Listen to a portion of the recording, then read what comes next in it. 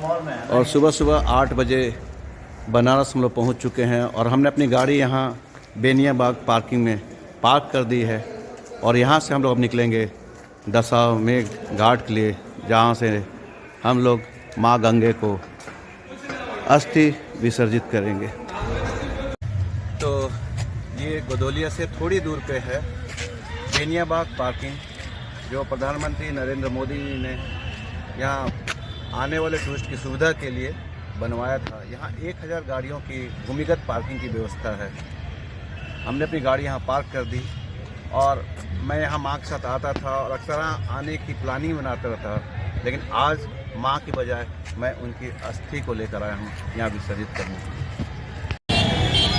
ये हमारे प्रधानमंत्री मोदी जी का संसदीय क्षेत्र है और सर्वधर्म समभाव का प्रतीक भी है। और इस वक्त मैं गदोलिया चौक से मंदिर के रास्ते में आगे बढ़ रहा हूँ और वहाँ से हम लोग दशाश्वमेध घाट जाएंगे। और आज दिन भी काफ़ी अच्छा है,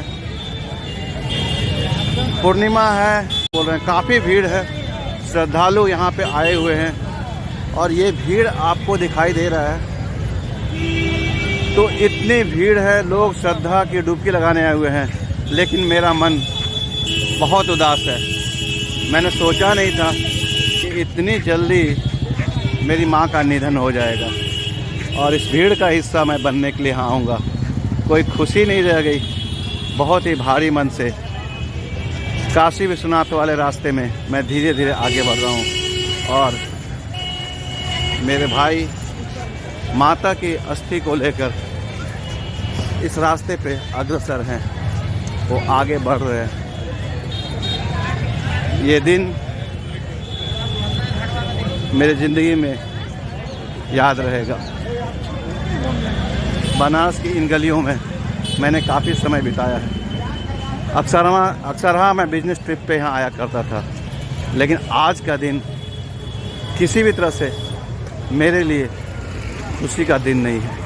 काफ़ी भारी मन से मैं इन गलियों में आज भ्रमण कर रहा हूँ और घाट की तरफ धीरे धीरे बढ़ रहा हूँ।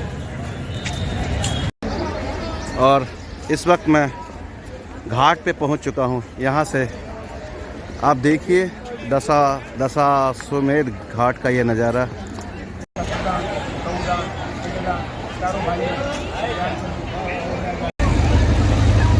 माघ पूर्णिमा के शुभ अवसर पर अपनी माता की अस्थियों को लेकर गंगा नदी में हम लोग नाव के माध्यम से जा रहे हैं और थोड़ी देर में अस्थियों को हम लोग माँ गंगे को समर्पित कर देंगे।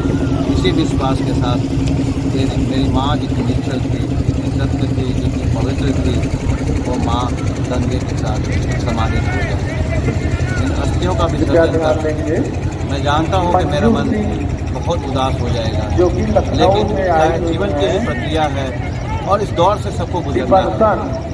वही दिल में एक आनंद बनाता है कि जो भी हुआ आपका इंतजार ने शायद अच्छे के लिए किया होगा और हम हमेशा अच्छे के लिए प्रार्थना करते हैं। और गंगा नदी में केवट महाराज भी देखिए हमारे नाव को लेकर धीरे धीरे बीच में जा रहे हैं और हमारे ठीक पीछे काशी विश्वनाथ का ये भव्य नज़ारा नजर आएगा। काशी विश्वनाथ मंदिर का ये नज़ारा है और माँ की अस्थियाँ, पवित्रता की प्रतीक गंगा, सब कुछ एक साथ।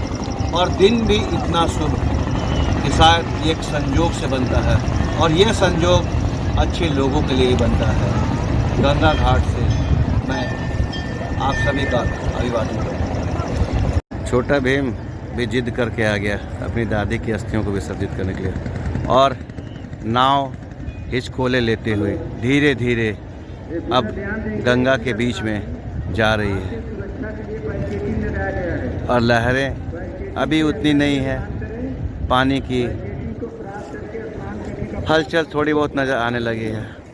लोग यहाँ पे हर तरह से आते हैं। वो अंकल छोड़ेगा, वीडियो बनाइए।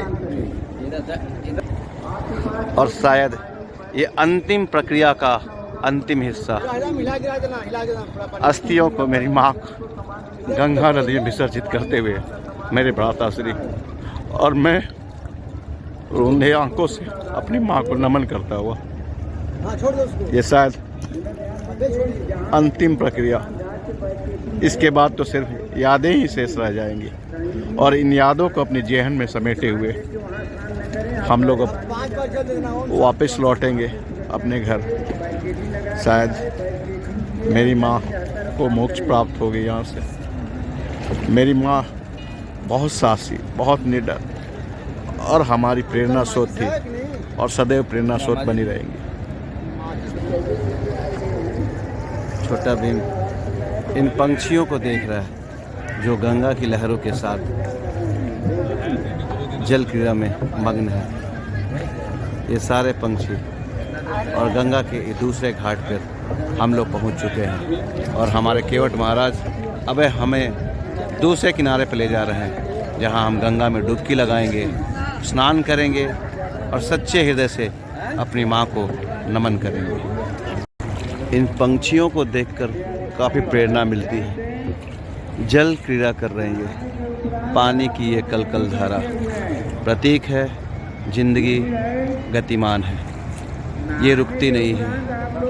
परिस्थितियाँ बदल जाएंगी, लोग बदल जाएंगे, बदलाव प्रकृति का नियम है, लेकिन सत्य यही है कि ज़िंदगी कभी किसी के लिए रुकती नहीं है। बनारस की ये नगरी, ऐतिहासिक नगरी कितनी भव्य लग रही है। मैं आपको एक विहंगम दृश्य दिखला रहा हूँ। पवित्र गंगा में डुबकी लगाने वालों की संख्या बढ़ते ही जा रही है। सुबह से ये तांता लगा हुआ है, भक्तों के आने का क्रम जारी है और ये देखिए आप कितनी तादाद में भीड़ यहाँ अभी भी मौजूद है और बढ़ती जा रही है, बढ़ती जा रही है। लोगों को इंतज़ार है पवित्र गंगा में डुबकी लगाने का। माँ के निधन के साथ ही एक अध्याय की समाप्ति हो गई। मेरे पिता के देहांत के बाद शायद माँ उनको काफ़ी याद कर रही थी और उनकी आसक्ति ही जो थी, जो भगवान ने हमें माँ को हमसे दूर कर दिया।